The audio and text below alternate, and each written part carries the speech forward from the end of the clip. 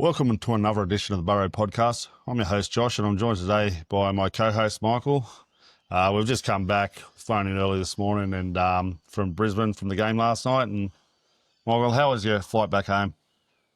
Yeah, the flight was pretty good, on time and no problems. So, yeah, it's good to be home. Yeah, always disappointing after a loss on those away trips coming home. It's a bit of a different feeling than when you do win, isn't it? Oh, definitely. It's much better when you win. But, yeah, last night, very disappointing. Yeah, well, we went down 50 points to 28. We're down 30 points to 6 at halftime, and the game was over by halftime. It certainly was. They really put us to the sword. I thought our defence was, pretty bad. Our middle defence, there was some very poor efforts on early in that game. Of course, we started really well, didn't we? And we were up 6-0 after, early on in the game. And we've spoken before on the podcast that I've been doing with Mark Rayner, and we spoke about our slow starts. The previous 2 weeks, we were down 12-0 against the Storm, and then the week before that, we were down 18-0 against the Bulldogs before we started coming back. So it was good to get that good start. However, that didn't last long, did it? No, it was very good. Like that first try, got us with a bit of hope and that we were going to have a good day. But yeah, really turned sour very quickly. There was a few contentious calls early on, and we never responded to it. There was the Tyrone Munro losing the ball.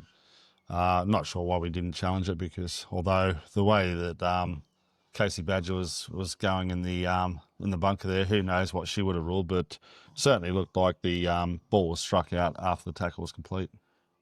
Yeah, I sort of didn't notice it at the time, but once you saw the replay, I thought, yeah, it was clearly knocked out. And there was another decision not long after that where there was a knock-on called by the ref, and the Dolphins challenged it, and we thought, no, that's definitely a knock-on, and that's what it looked like at the game, and only to get it to be overturned, and then they got a penalty for a high shot. Ironically, that was against Sean Kepi, who last week copped a high shot of his own and couldn't get the call there, which was much worse. But them some breaks, and again, we couldn't defend, could we? No, like every time they sort of got a penalty and then got on a roll, yeah, we just couldn't stop the momentum at all. Well, I got to say, the disappointing part was Qatar got through, and there was an attempt by Sean Kepi that was just ridiculous. It cut straight through the middle, and some of the efforts in the middle throughout that first half were just not up to first grade standard.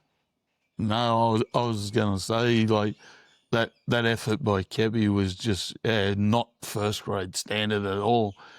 And it's disappointing because I think the boys have been going pretty well the last few weeks, but they haven't got the wins, but they certainly had the efforts, whereas they didn't last night. Yeah, it's kind of strange because the 4-week run where we played the top 4 sides, the 3 of them we could have possibly walked away with a win. I thought that the Warriors and Storm were 2 games that we should have won in that run. Unfortunately, we didn't. But to come out like that, and I mean, credit where credit's due, the Dolphins they're a ruthless side, aren't they? They certainly are, and they've got a lot of attacking weapons, no more so than the fullback. Hammer. There's talk about him possibly being fullback for Queensland, although I think they'll go with Reece Walsh now that Ponga's injured, and keep the Hammer in the centre position. Yeah, I think they will too, because he's done a great job there, and he continues to score tries. And yeah. Well, again, we won the second half 22-20. The game was over at halftime, but we come out and we fought. But it's no use coming out and fighting in the second half to win the second half only to not get the points. You've got to play for the full 80. That's exactly it. You know, to win these games, it's tough. And yeah, if you're not playing for 80 minutes, then you're going to be shown up. There was some plays in that first half, and we had opportunities to attack and drop balls, which our completion rate this year's been really good. I think we completed it last night at 73%, which is well below that was last year kind of efforts. Yeah, that's it. Like, obviously, the more you complete, the more or the less time the opposition has the ball. So, you know, less tackling you have to do. Therefore, your fitness, you know, isn't, what's the word? Your fitness isn't tested as much. There's a player that I want to bring up, and he started the year really well, although I still didn't think that he was like that guy that we needed as halfback, and that's Jamie Humphries. He hasn't come back the same player, has he? No, it's been disappointing. Like, he was going real well. It was going well enough, you know, in our team. He was doing what he had to, and then he got injured, and he certainly hasn't been the same player since he's come back. Well, a play in that first half where we were attacking the line, and last tackle, he just come running on the ball, and you don't want that. That's not what you want from your halfback, is it? No, especially not on the last play. You know, you're wanting him to put in an attacking kick, or, you know, like a grubber, or for the outside backs. Or even feed the ball to get it out wider and that, and do some sort of attacking play. But it was disappointing. But I remember the feeling at the game at halftime, 30-6 down, and it's just I bet everyone at home felt the same, no doubt. And season over. Oh, yeah, I can't see us doing any good from here on in. I mean, obviously, our coach will continue to push that. You know, we've still got a chance, but yeah, I think they're like the losses and that, just too great to come back from there. Do you think the loss last week to Melbourne really hurt them? Oh, I've no doubt it did, because they really fought hard, and I thought for most of the game they were the better team, really. But, you know, it's Melbourne doing Melbourne things. They just stay in the fight, and, you know, most of the time they get it done. Well, that's the second week in a row we've scored 5 tries in a game, and you're scoring 5 tries in a game, you should be winning your games. Last week it was due to poor goalkeeping. This week it's just due to poor defence. Yeah, as you say, very disappointing with the, you know, 5 tries. Most games you're going to win, yes. And our defence last night was just atrocious, really. Not much else I can say about it. Yeah, well, there was a few tries against the run of the play. There was that last one, that length of field intercept try. There was a contentious one where the Hammer scored his fourth try. It was where David Moali went to offload, and he's whacked the ball out of Davy's hands straight on to the head of his opposition player right in front of him, and then he catches the ball, runs the length of the field. So I remember saying at the game, I looked at the replay and said straight away, that's no try. And for some reason, Casey Badger doesn't want to intervene there. Yeah, I thought it was very clear on the replay that he knocked it on into the South player, and then hit his own player in the head. Oh yeah, that's right, it did too. And then he regathered, but clearly knocked on. Yeah, well, I mean, who knows? Yeah, like it's funny. We finally got a call where Dolphins challenged for the 3rd time, and this one probably was worse than the other 2, but somehow she turned around and ruled that wasn't stripped. So I'm not sure what it is, but if they had have got the call right early on, the one early on, they wouldn't have been able to challenge any of those. So. Well, that's correct, yeah, and like obviously they wouldn't have got any of those calls. So, but the refereeing standard was very poor last night. I Yeah, thought. well, look, I don't want to harp on the referees because we were poor as well, and Oh, I've seen where we've had some really poor referee decisions against us when we're at the top of our game. We overcome that. We defend our line. So you do still have to defend your line. You still have to defend in the middle. I mean, that penalty where the first one was right on their own line. I mean, yeah, we should have been attacking, but they get that penalty. They get another penalty, but then they just cut right through the middle. They're cutting through the middle of us, and you got to make those tackles. yeah, you're right there. Like, even though they were getting those calls, we just didn't aim up at all in the middle, and then that obviously, a domino effect out wide. So it's it's just disappointing. Like, there's no other word for it. Their efforts just weren't there. Well, obviously there were some guys. I mean, the standout for me was Tallis Duncan.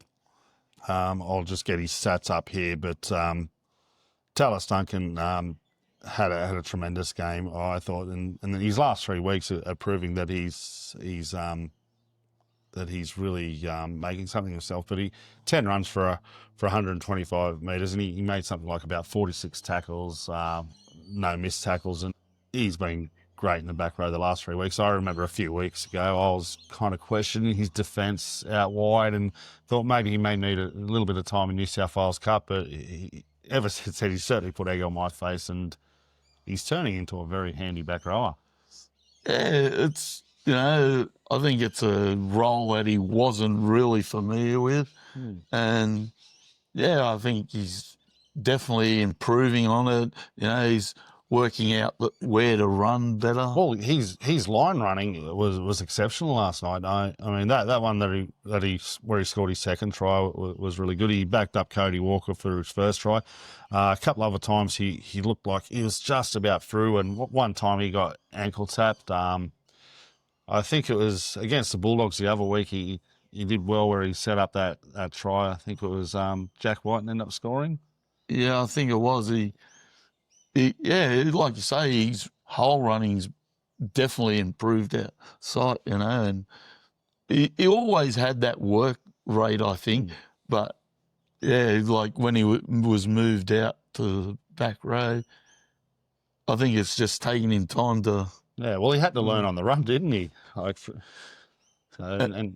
that was due to injuries, forced all these changes and that. Well, the other thing that it forced was Keon playing in the middle and doing what he did. And it's funny, here we are, we're going to say that Keon had a poor game, but, poor game by his standards. He still made 125 odd run meters, and here we are talking about him having a poor game. Yeah, it's strange, isn't it? Like, when you're going so well and, averaging like nearly 200 run meters a game, and then you only go 125, people sort of think, oh, yeah, it's pretty bad, but still not that bad, but for his standard, yeah. Yeah, well, I noticed that our back five all made over 100 metres, and having Campbell Graham back was good, but defensively I thought he got it wrong a bit last night, rushing in quite often. Yeah, that's what I noticed at the game too. Like, his timing was like off the bit. I mean, you can give him a bit of leeway. He hasn't played a lot of games over the last few years, but yeah, he definitely was. His timing was definitely off last night. Oh, it's just great to see him back though, and hopefully he can have a run now where he just gets to play football, because, as you said, like his last 18 months has just been terrible for him with injuries. Yeah, that's it. And all you can hope for is that he has an extended period, where he's not injured, and because he's a really good player when he's in form. Yeah, well, we got another guy that I want to talk about that I thought was exceptional last night, and we spoke about Tallis, but Jack Wighton, and whether it was centre or when he moved to 5'8" when Cody went off, I thought he was really troubling the defence of the Dolphins. Yeah, I think it's one of his better games this year, really. Like, he was really involved for the whole, 80 minutes, but unfortunately, we didn't get the win. But, yeah, you can't blame his efforts or Tallis. No, and one thing I thought when Cody was on, I thought he looked really good in attack, and he was there involved in that first try. He was set up Talis Duncan for his try and directing traffic. You could see him out there pointing everywhere, yelling, and even after he had the injury after setting up that try, he was still out there barking orders, tried to stay on. We're not sure of the extent of the injury, but there's some are saying it's a hamstring. I did see Wayne say after the press conference he didn't know, and he spoke to Cody, and Cody said he didn't know. So I don't know whether Wayne's playing games or not, but it was a it's just that's the fourth game in a row now that he hasn't completed the game. Yeah, it's very disappointing I'm sure he's very disappointed with it. And, we certainly need him on the field because, his whole game is basically creating, momentum like tries and, getting us like breaks and that. And that's his whole game, and he's very good at it. Yeah, well, it's funny because one thing I've been critical of is our creativity from the halves when Cody has been out, but we did see more creativity, and the way he was able to feed Latrell for that first try, we haven't seen that where we've seen Latrell having to do it on his own. Against the Storm, he had 4 try assists. Last night he set up the first try. I thought Latrell got it wrong early in the second half. He had an opportunity and tried to pass it in, whereas I thought if he had looked on the outside, given it to AJ, AJ gets 1 try closer to that inevitable record. Yeah, you're right. And it's unusual that they don't look to give it to AJ because he's scored so many times. But yeah, unfortunately, Latrell probably got it wrong, but most of the time he gets it right, which is, what makes him the great player that he is. No, we're in a position now where we're fighting for our season. That's a game we should have won. We come off a four game losing streak against the top 4 sides, so this is a chance. We had our best side we've named all season. Really only just missing Campbell Graham and Brandon Smith. You could possibly make an argument for Michaeli Ravalawa to be on that other wing position instead of Tyron Munro. But if you ask most people at the start of the year, even though Ravalawa come later on in the season, they would have had Tyron Munro in our strongest side. Oh, definitely. I definitely have him in our strongest side. The speed that he has is just invaluable, because we don't have a lot of it, in the outside backs, but he certainly has plenty. And yeah, it's disappointing that, with that side we couldn't do better. I guess we move on to the next week. True. We watched the game, and I know you said a lot during the game about contesting kicks and something we lack doing, and we finally got one with Davey, and unfortunately runaway tried to the hammer or whatever, but the one where we seen when they did it, and AJ, when it was a little bit contentious, went up as no try, it was overturned. Yeah, he was going for the ball, but I believe it's easy to kind of mask not going for the ball by looking at it, but kind of using yourself as a missile going into the play to knock them off the ball. So I'm surprised more teams don't do it, but they did overturn it and say it was a try. Like AJ did great to catch that, and when he got his body to where he was, it was kind of hard to hold on to it. It's you can't really blame me for that, but I'm sure people out there will. But just another contentious call of the game. Yeah, another one that went against us. But I said a lot about it during the game, but it's been happening for a few years now, really, where we just don't seem to contest it. Not like the other teams, they go in and put pressure on the defending player, to take the ball. There's something the Dolphins and teams like the Melbourne Storm do so well is they contest the kicks, and they're quite often rewarded for it. Yeah, that's it. Like, obviously the more pressure you put on the player who's trying to catch it, the more chance he has of, making mistakes. So we just seem to not get it, whether it's the kick's not right or, the players just don't want to go in and attack the ball. So, we're now in a position where we're second last on the ladder, and it's not looking good at the moment. We come up against Manly next week, and when the team's out, we'll put another podcast out and we'll discuss more of the side. But got a few concerns with. We got Latrell's going to be missing for Origin. Cody Walker looks like he won't be playing. He's going to be out injured. So we go from having our strongest backline to losing our two most important players, coming up against Manly, who won't have anyone for Origin. And, of course, there's Keon, who's every chance of playing. Last night didn't do him any favours, but maybe he was already going to be picked anyway, so we could be missing him as well. So at Brookvale, backs against the wall.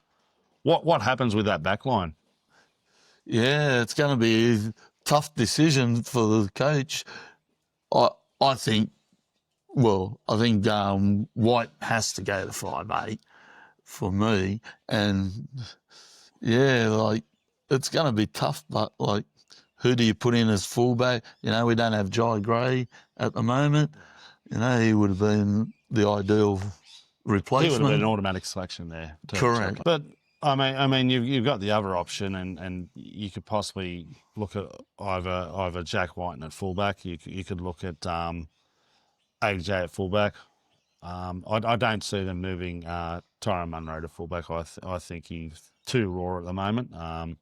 That may come, that may not come. I still only just see him as a winger. But you could put Bud Sullivan in the halves. I mean, I know that hasn't worked, but this is through necessity for this week. You've also got the option of Lewis Dodd, which I can't see Wayne going down that path. No, we seem to be saying it every week, through necessity we have to move these players into position. So, yeah, that's disappointing in itself. But, yeah, Lewis Dodd, I've watched a lot of the lower grades, and I just don't think he gets involved enough. I believe he's a downgrade on Jamie Humphries as a halfback. And I know I've spoken to chaps who's called, from Rabbitohs radio podcasts, who's done a lot of calls on Bar TV. So he's been calling a lot of games, and he said the same thing about his involvement, a lack of involvement. And watching the game last week, the New South Wales Cup game, they played today. So by the time you watch this, you would have already known the result. But at the moment, it hasn't been played yet. But last week when they played Manly, and it was a strong Manly side too, the New South Wales Cup side, that it was Ashton Ward who stood out in that game. Yeah, that's it. He seems to get more involved than Lewis, and I don't understand why. Is it just through, confidence or... And, obviously he's come over here from England, so I guess that probably plays a part in it as well. But, yeah, just disappointed that he's not really, when he got dropped to reserve grade, I thought then he might, sort of take that grade by storm, and take over control of the team. Well, it's kind of funny. I mean, hindsight's a wonderful thing, and a lot of people will be complaining about us not keeping Dean Hawkins.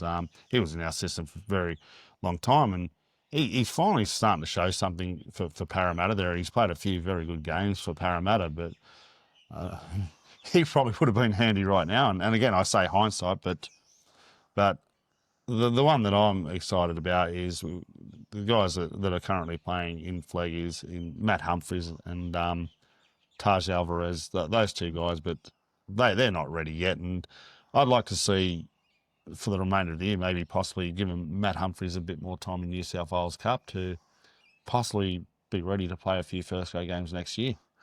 Yeah, look, I think he's a very talented kid, and he's got a good kicking game on him, and he's like an old style halfback, Yeah, where he organising gets halfback. he gets the players around the park and that's what we really need. But yeah, he's definitely not ready just yet to be consistently first grade player yet.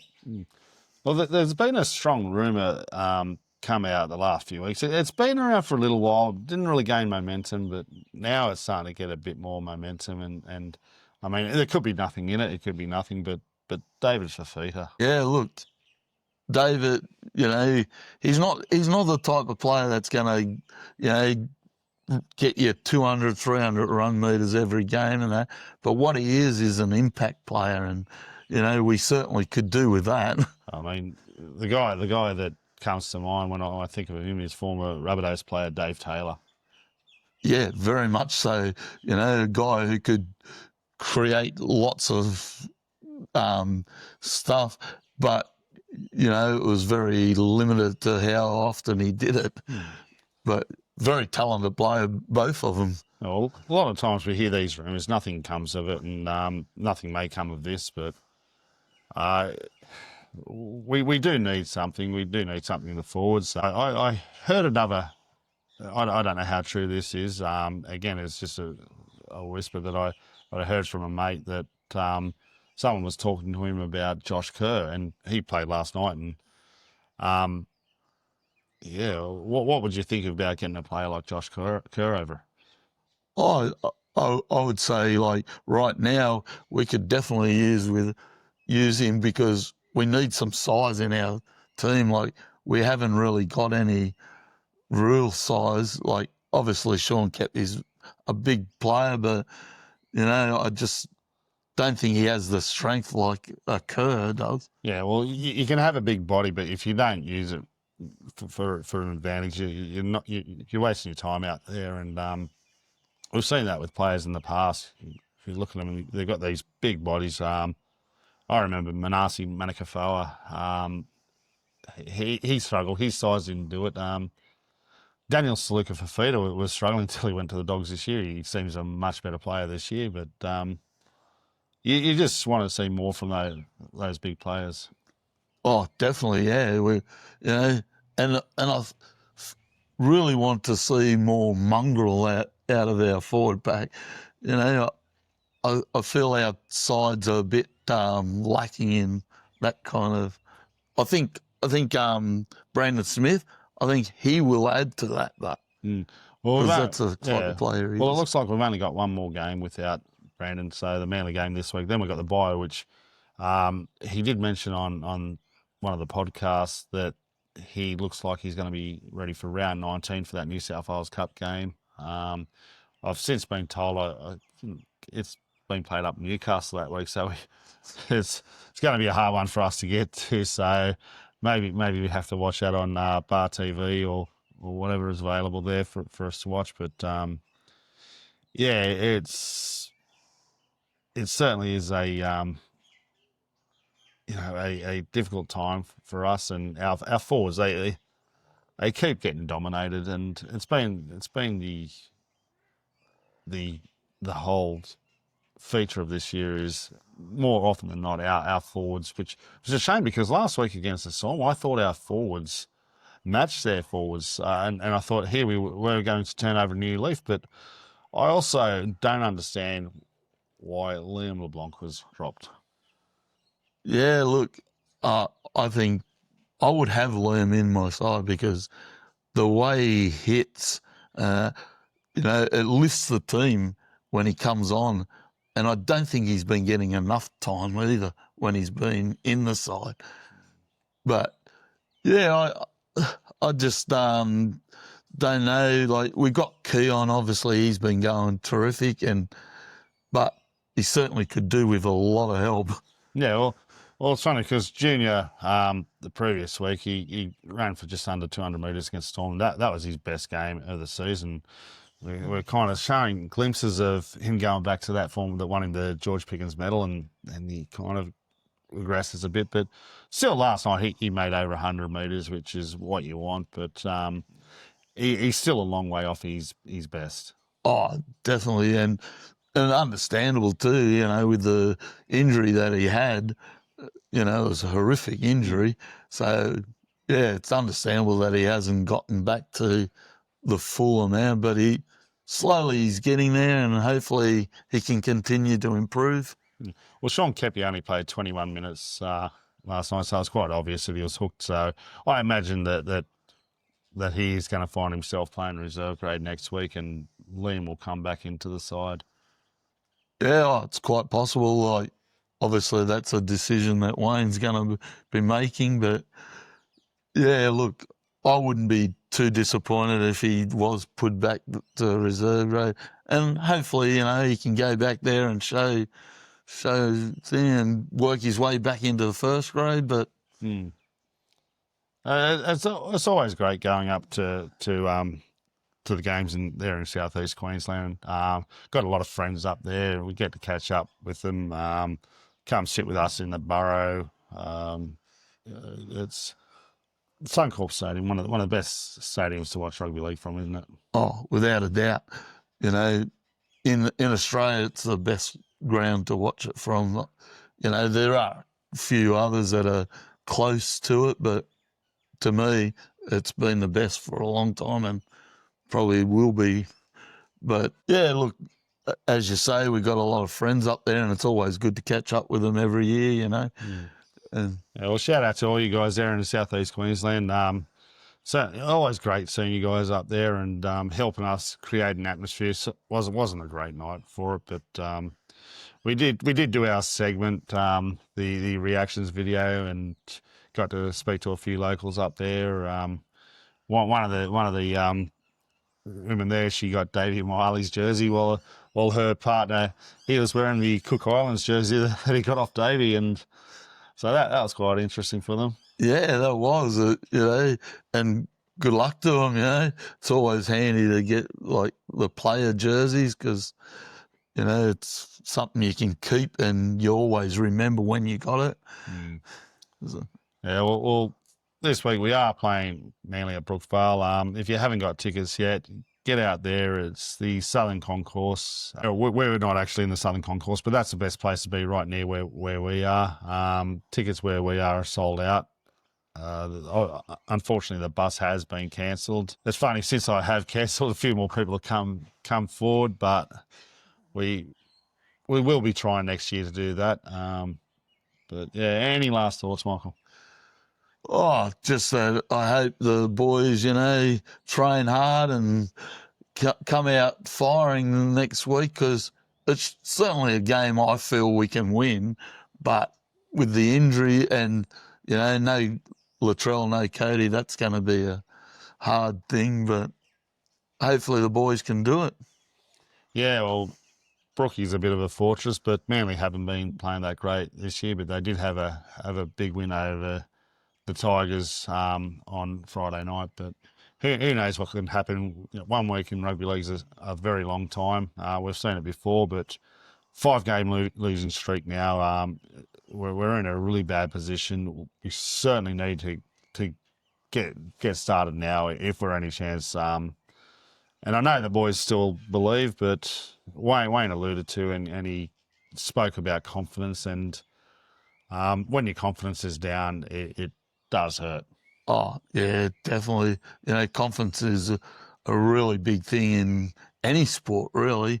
You know, the more confident you are, the better you go. Like, but well, the bounce of the ball just goes your way. It's funny. You look at that, and you're seeing the bounce of the ball, and the try just before half time, you're just seeing the ball just bounce perfectly the way it bounced for Hammer, that try just before half time, and then just after half time, you're seeing where the ball bounced, and even though we recovered it, it's just didn't bounce the right way for us. And those are the sort of things that sometimes just don't go your way. But anyway, we have enjoyed having you guys on. Really appreciate you guys watching us. We do continue to grow. Make sure you like and subscribe. I'm your host, Josh, and joining me is my co-host, Michael. Go the Rabbitohs. Go the bunnies.